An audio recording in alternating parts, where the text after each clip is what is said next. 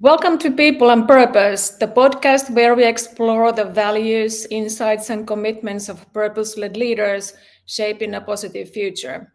I'm your host, Tarja Takko, and today's episode is something special. It's our final episode of the year, and I couldn't think of a better guest to help us close 2025 and look ahead to 2026 than Jenny Seder.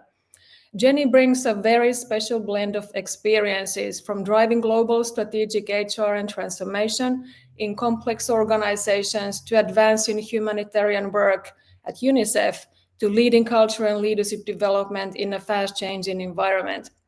One could say that Jenny is a voice of clarity in today's complexity, advocating for cultural velocity, youth empowerment, and human centered leadership in an AI driven world. In this special episode, we pause and reflect what defined leadership in 2025. How do we stay grounded in purpose and connection in the times of changes? And what must we carry forward into 2026 to lead with more courage and heart and to stay more solution focused? Let's dive in. Jenny, warm welcome. Thank you, Talia. Thank you so much. So nice to be here. Thank you. Great to have you here. Hey, let's start with your journey. If you look back, what you have been defining, the defining moments that has shaped you as the leader, what are those moments? Mm, that's an excellent question. It's a question that brought me to a lot of a moment of emotions, a moment of happiness. During my many years working for UNICEF. If I would have to select a defining moment, is many years back when I worked with this great leader at the UN Secretariat. And then when he was departing for his next assignment, the team was really, really nervous about his being leaving, and without the leader to move forward with our complex project. But he looked at me, said, "Sky is the limit. Go for it." And then, yeah, that really gave me the level of confidence that the leadership who I am today. Wow, sky is the limit. That's a really, really nice way of looking at things and looking, I think, also future and looking forward. Mhm. You have worked across different sectors, from corporate to humanitarian, and also across different geographies. What have these transitions taught you about purpose and leadership? Talia, purpose isn't something you find. It's something you create in how you Mm, show up every day, whether it was with the humanitarian sector or corporate world. We continue to define the purpose we have and how we show up, whether it was during a time of transition or downsizing. And sometimes leaders, we don't have a perfect answer. We can't just make a magic happens or create jobs for many people who are jobs being no longer needed. But it's how we show up, how we mm, extend our empathy, showing that I'm here with you together. And mm, that is very, very important to me as a leader, or it's how I try to influence other leaders along the way. mm, mm. Yeah, I fully agree with you. It's not only what we do, but it's how we treat people, how we show up, how we are there for the others. Hmm. Really, really important. Hmm. Hey, Jenny, was there a moment or a person early in your life who sparked your commitment to this, I would say, this human leadership? Mm. Oh yes, they were actually. I was very, very fortunate. Work with many great leaders, but among them, they were this um, phenomenal leaders with a big heart, a big passion. That was a senior manager in my team. What I still remember till today, she's a very emotional person in a very professional way. She showed her care sincerely through her tears. So many moments that when there was a crisis in X countries, or there was a staff has encountered difficulties, she would just pick a phone and personally call them. So, and when I monitor how she conveyed those questions, for example, are you okay? Is there anything I can do for you? And then she started showing her emotion, that little vulnerability. Mm, is what people need, mm, especially in the HR world, as you and I work together, work in the sector, in the same way. Sometimes mm, you're showing your vulnerability, that as if I hear your pain and I'm there for you. So working with a leader for many years, monitor how she show her emotions when there's a needed, and that mm, really change or shape who I am today. And mm, so as I mentioned earlier, how you show up, how you showing your vulnerability, how you showing your care in a very concrete and sincere way, and the people connect with you. mm, People feel that empathy, like mm. organic empathy, from her. And so she's one of those sort of inspiring leader that I have so fortunate have worked with for many years. Yeah, sounds as an excellent leader. And you talked about care, and if Mhm. somebody really cares about people, it shows in everything. And I think it was an excellent example that you just shared, Thank you. and it creates the connection, which is really Absolutely. important. Yes. Mm. But when you think about your leadership journey, your leadership evolution, is there something that you have also, I don't know, consciously unlearned, Mm, which I think is sometimes really equally important than what you are learning every day, what you are doing something more, but what you have left behind? mm. I mean, if when I heard a word say I learned, and some many times over the years I've learned to say no. Mm. Although Not it's always easy. yeah, and I learn how to subtract rather than adding it. Mm. At times I felt, I'm still practicing, Tanya, and learn to subtract, learn to simplify, learn to say no. It's actually give me the space to recharge, re-energize, reflect, and move forward again. So in a sense, my team will see the sort of the maturity, a different kind of maturity, that the leader that they work with, recognize that we need to take a break sometimes, we need to reflect and move on again. So there is something I'm still working on it, rather than just keep going and keep going and keep going, in this Mm. very very complex and a busy world, and we just keep Mm. going. At times I say, why am I keep going? I need to step back and to reflect and to pause.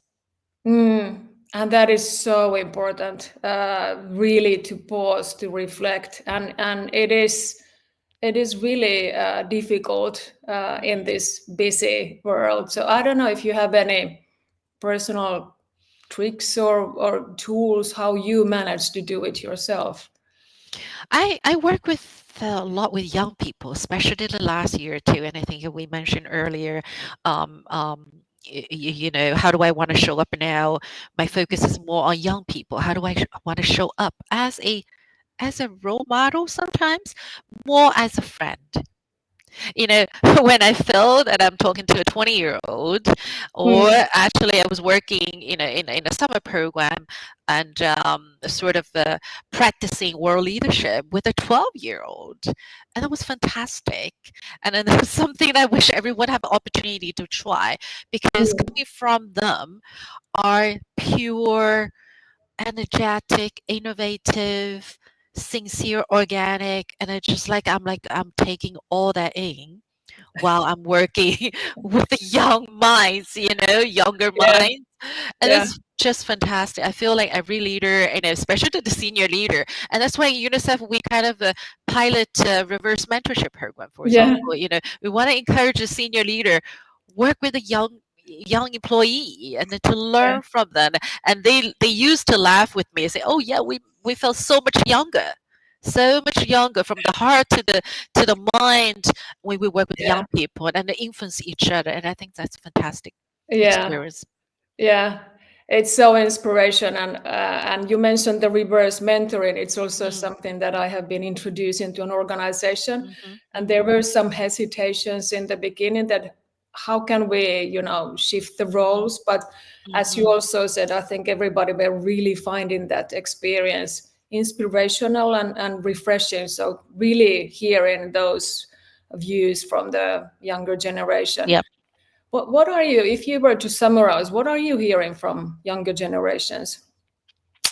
The younger generations, it depends, culturally they are different from one region to the other, but the young UNICEF young employees that coming from all parts of the world, they Mm, want to be counted in.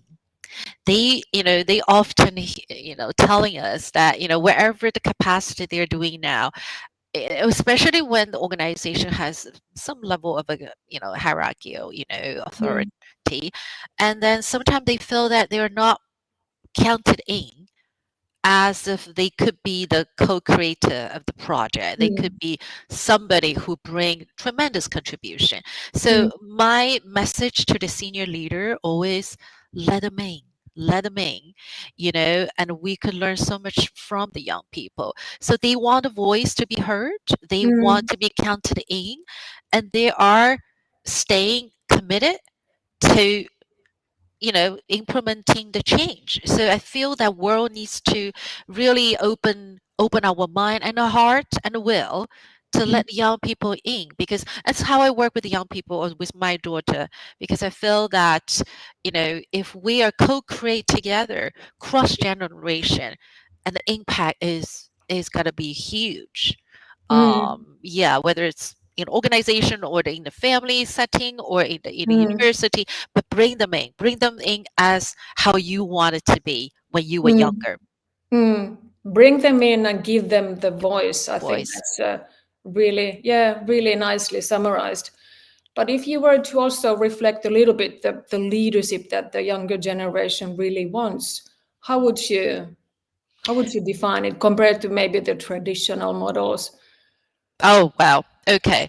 They are all about action oriented. Mm, They may not be a sophisticated thinker, right? mm, Like mm, the senior leader might say, let's looking at plan A, and then sometimes they want a plan B, but before they move to plan C, and they lose time to implementing, right?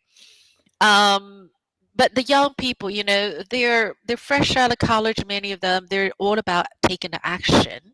I mm, love that energy, and I think they probably want the world to align with them to say, let's make this happen.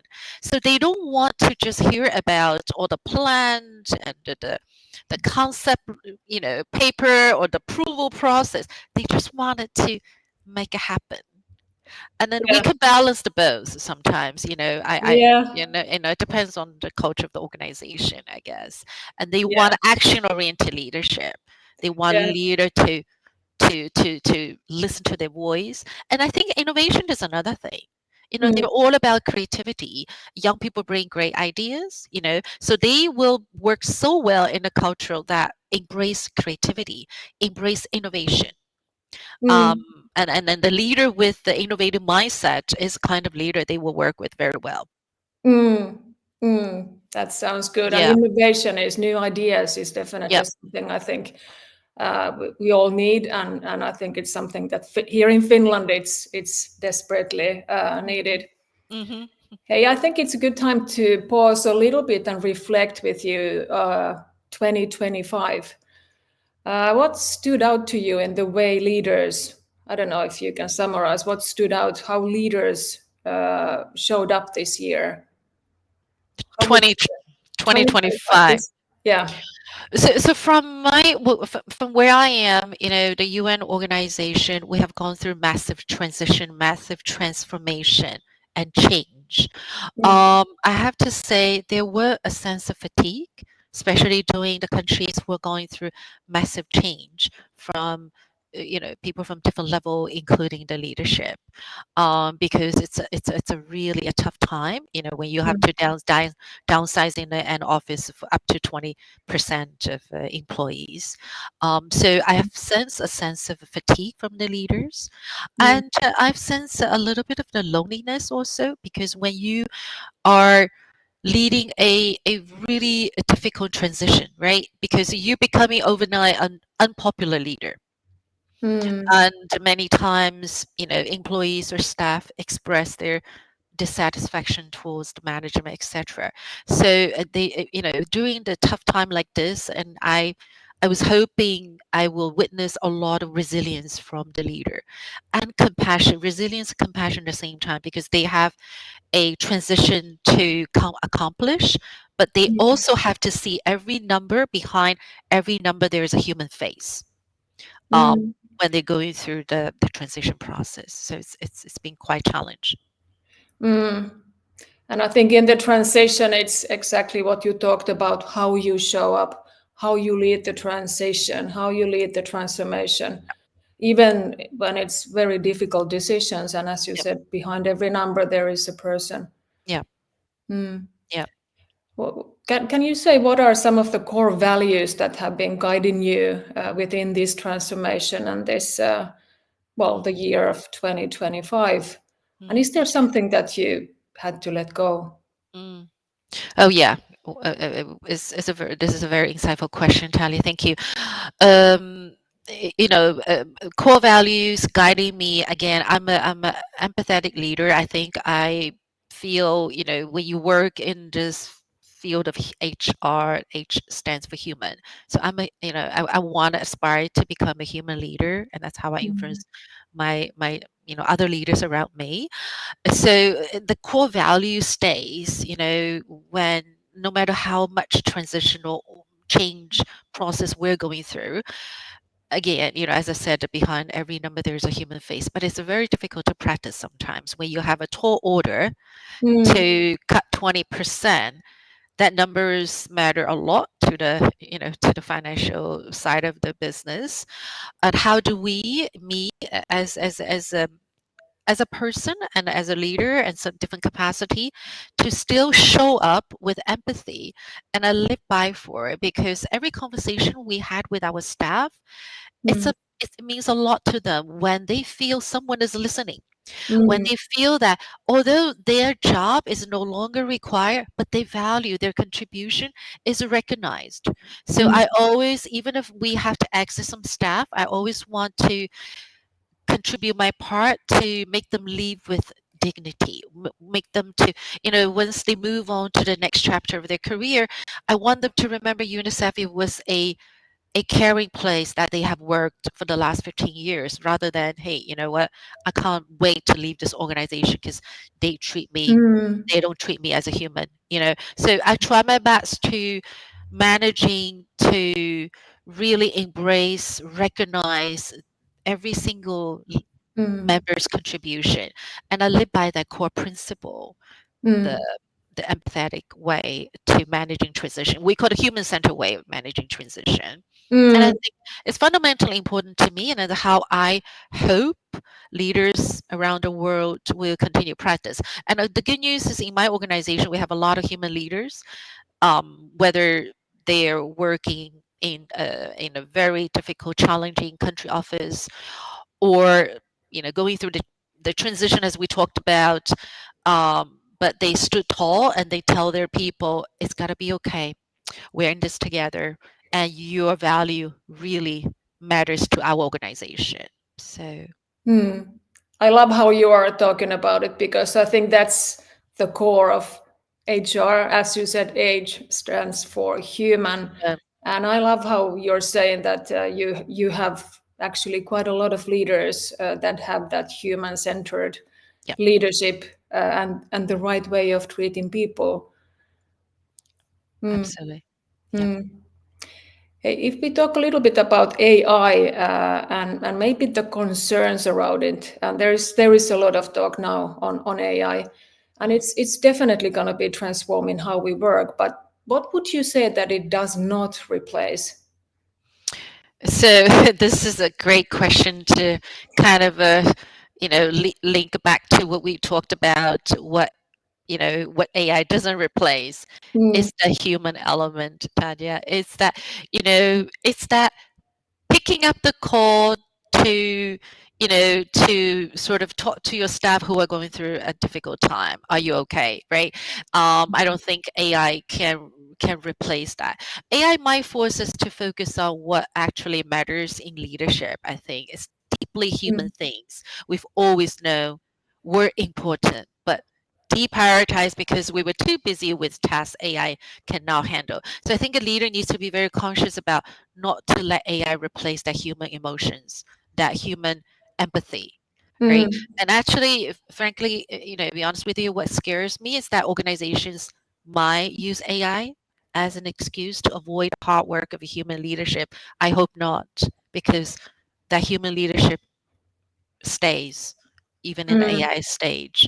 So mm, I think mm, it's important. So it's the emotional intelligence. It's the building genuine relationship with your member of your organization. It's the more mm, moral courage to make the decisions that AI can't make, that mm. cannot be replaced. Yeah, and creating those connections. Yeah, Yeah. yeah. Well, is there something that excites you most of AI, about AI? Well, simplify the process,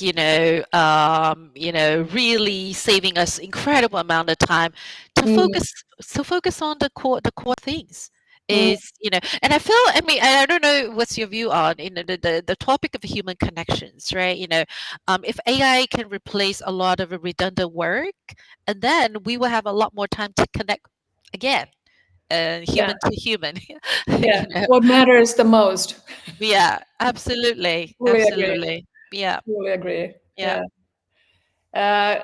I don't know if you can say if there are any leadership qualities that will be sort of non-negotiable in the age of AI. Hmm.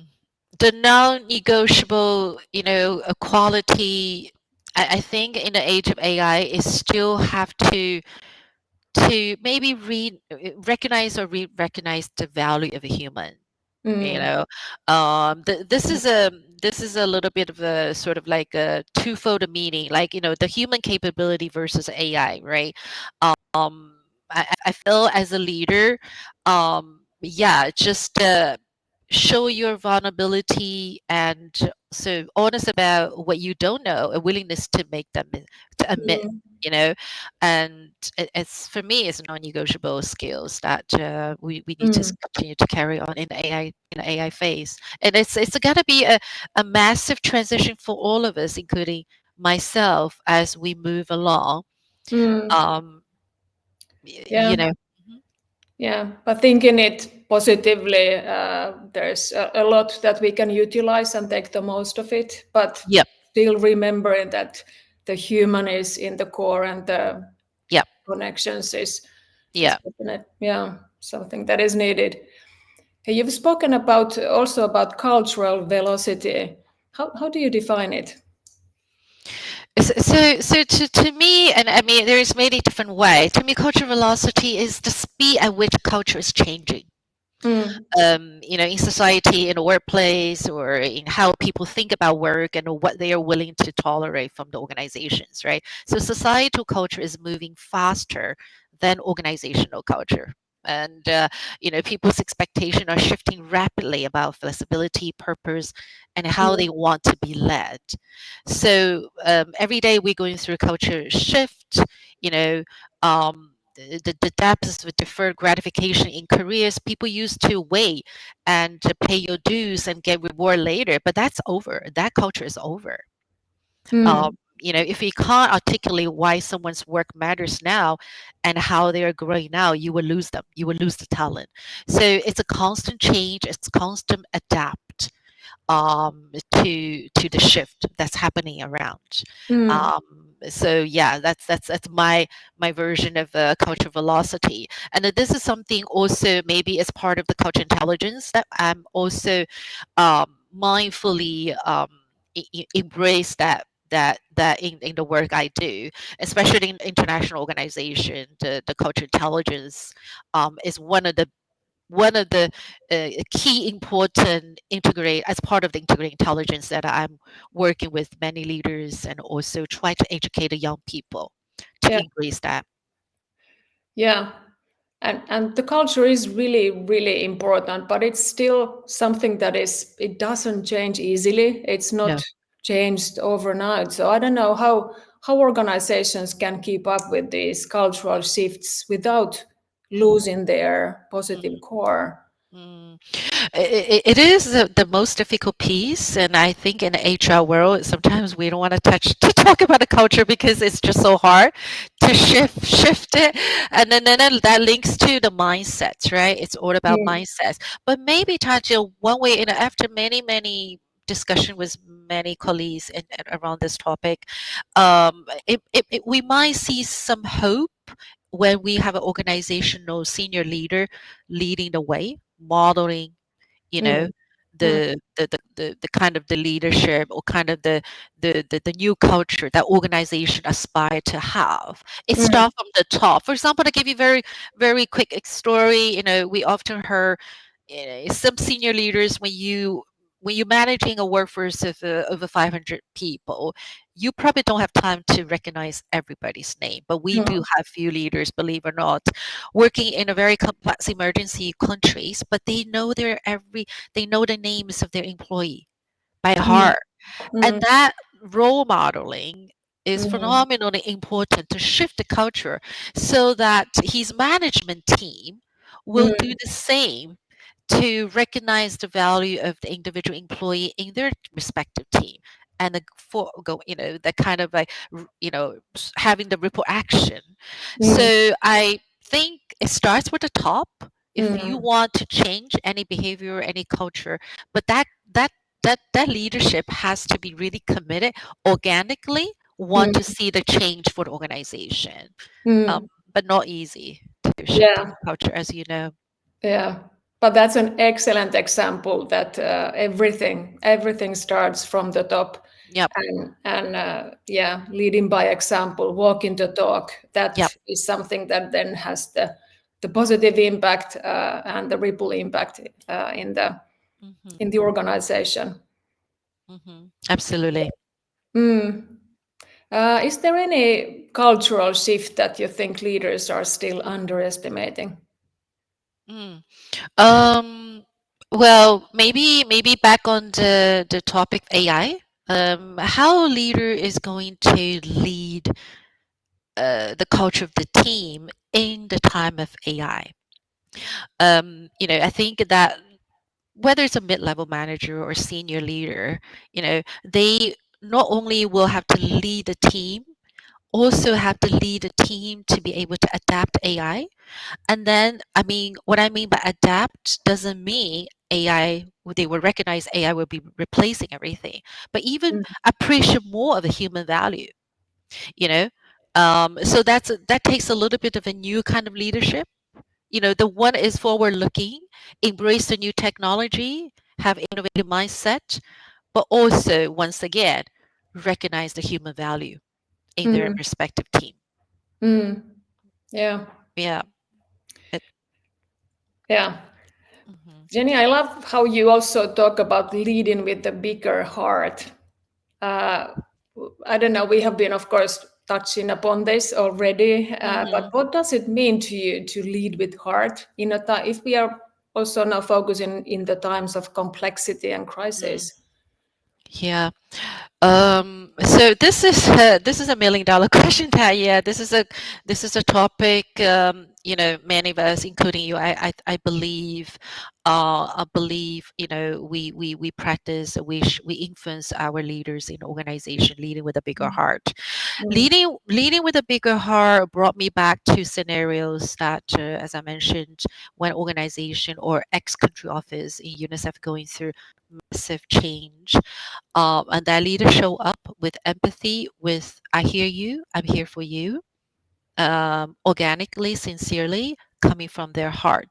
Because during that moment, that leader truly recognized the value. He or she is not just talking because it sounds good. It's coming from their heart, and mm, coming from their heart. I think it's through that moment they actually saying to the staff member, "I know times are tough, that we have to cut budget. You are among those positions we'll let go, but I wish you the very best. If anything I can help you, because you're fantastic, you have made amazing contribution for this organization. I know you're gonna make the next big thing mm, even bigger." So you instill that level of confidence in that individual, and mm, so he or she would take that piece with them. Yeah. So never give up on anyone, through that leader's lens. So that's a big heart too, because it's how you believe people, how Mm, you organically support that individual, even that staff member will leaving the organization, move on to the next chapter. And the bigger mm, heart also about empathy, as you know, the mm, the behind the number there's a human face. It takes mm, a leader with a bigger heart to recognize that. It's not easy. When you talk about 20% cut down of a few thousand staff, if you still remember their face or the family of that mm, employee, mm, and that's mm. leading with a bigger heart. So human-centered leadership, our leader with a bigger heart.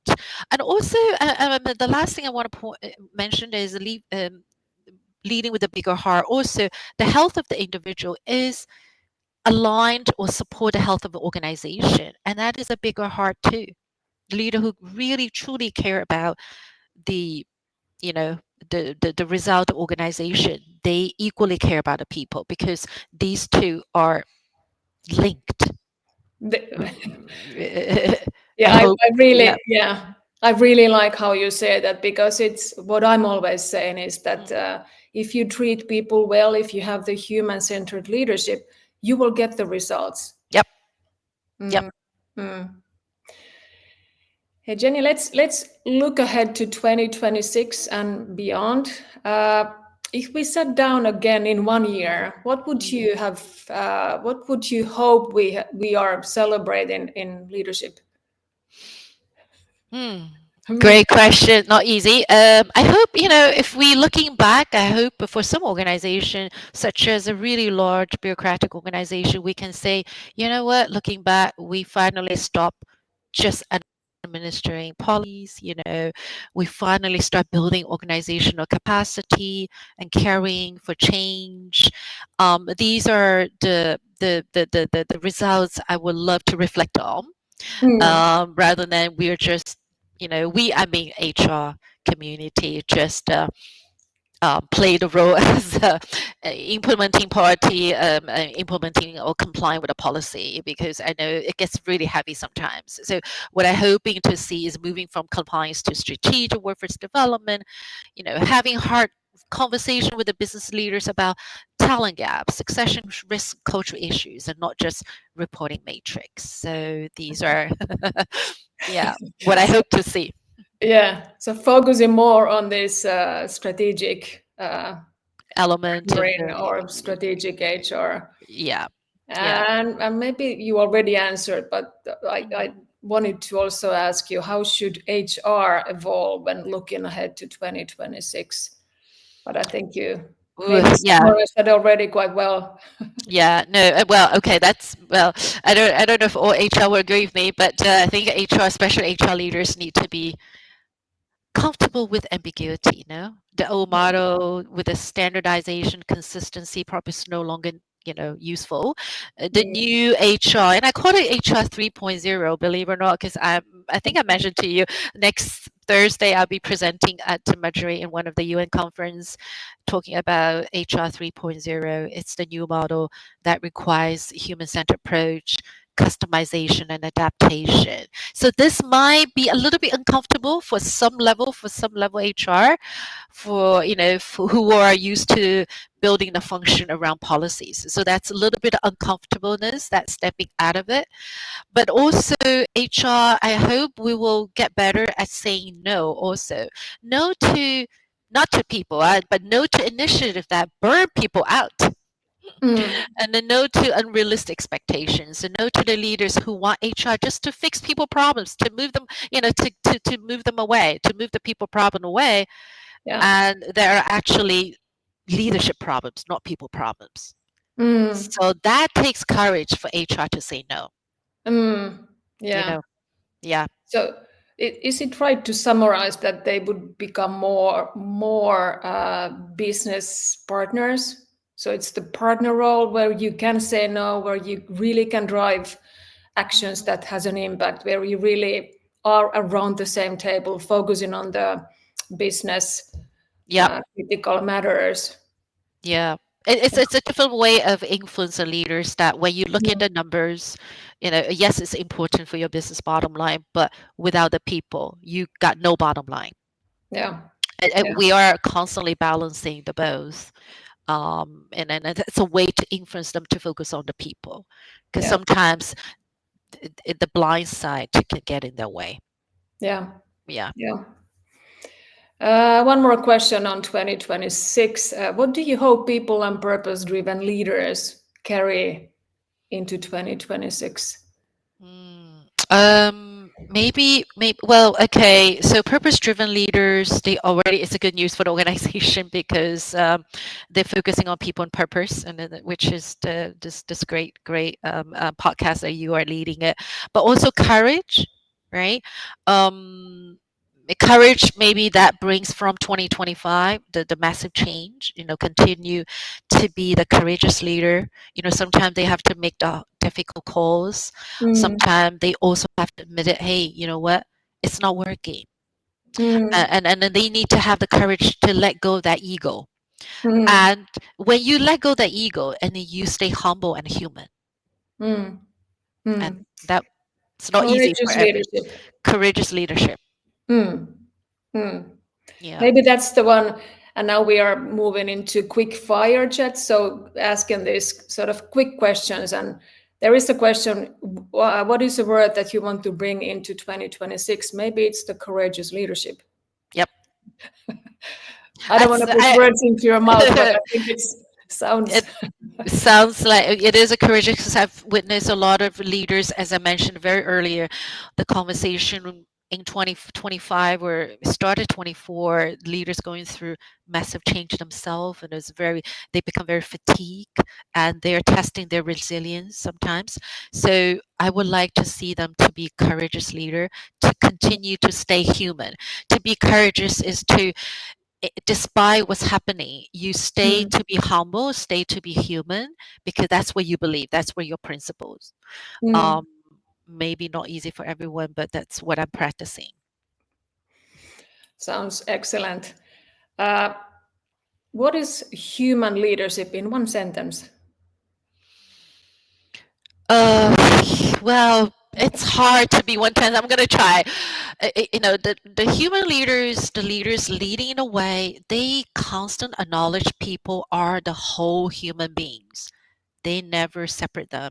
People are the whole human beings, and they are not just resources to optimize. Hmm. And they're making that tough decision accordingly when they recognize that. Hmm. I love that whole. Yeah, I love that. Yeah. Mm. And we talked about cultural velocity. Mm. Can you define that in one sentence?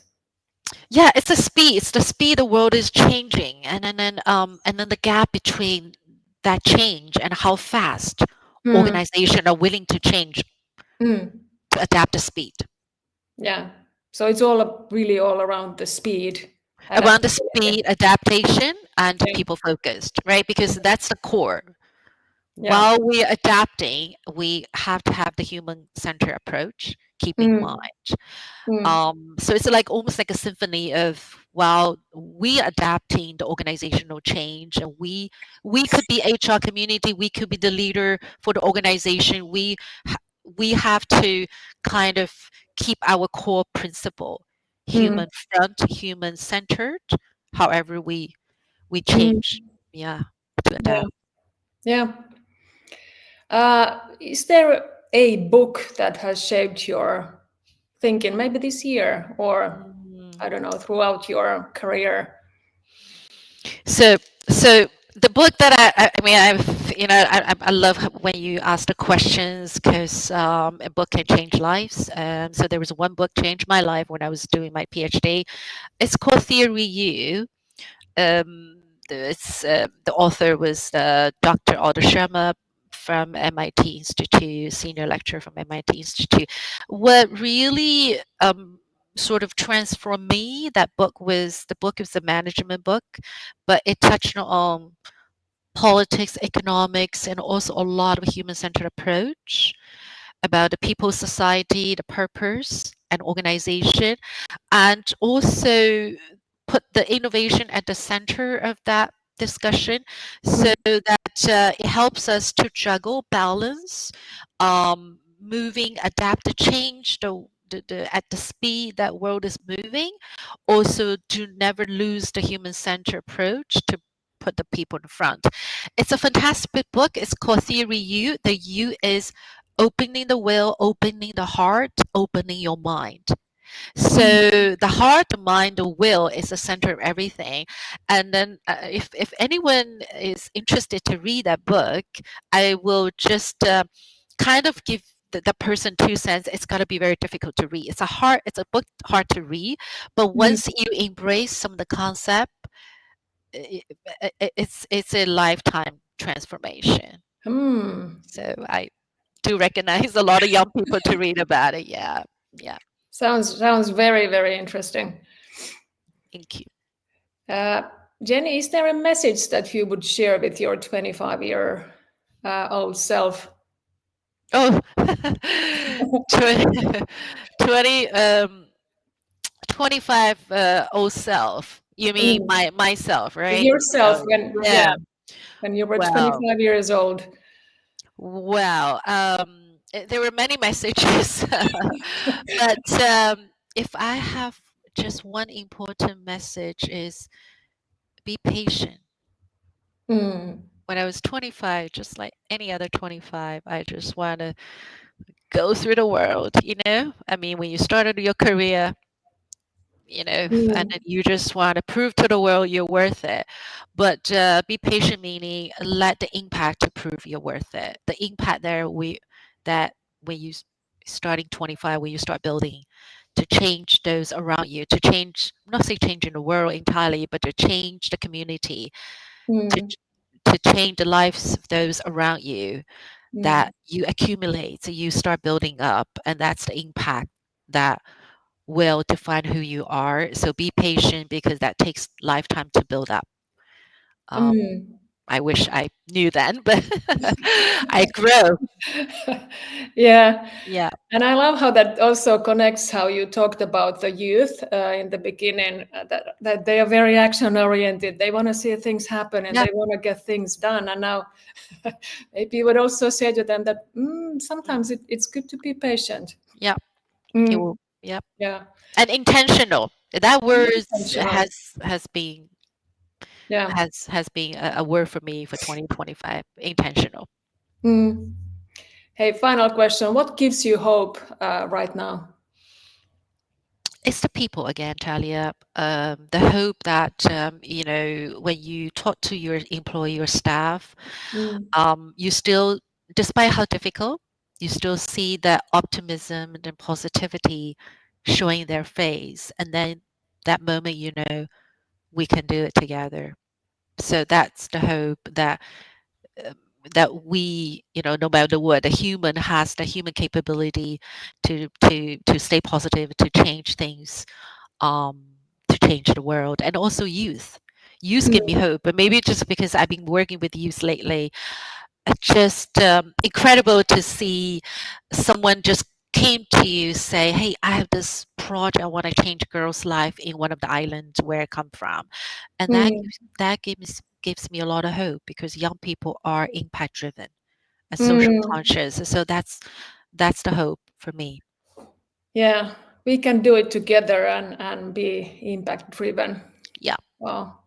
Thank you so much, Jenny. What a powerful way to close our 2025 season on people thank and you. purpose. Thank you. Yeah, This podcast, it's such a pleasure to be, and I'm really grateful, Tanja, for the opportunity. And we look forward to build a year of 2026 together with a lot of hope and impact. And yeah, exactly. You said it. And that's what I also want to say to all listeners. Happy 2026. Take care and keep driving positive change and leading with the future in mind. Thank you so much. Thank you, Jenny. thank you, Tanya. Thank you.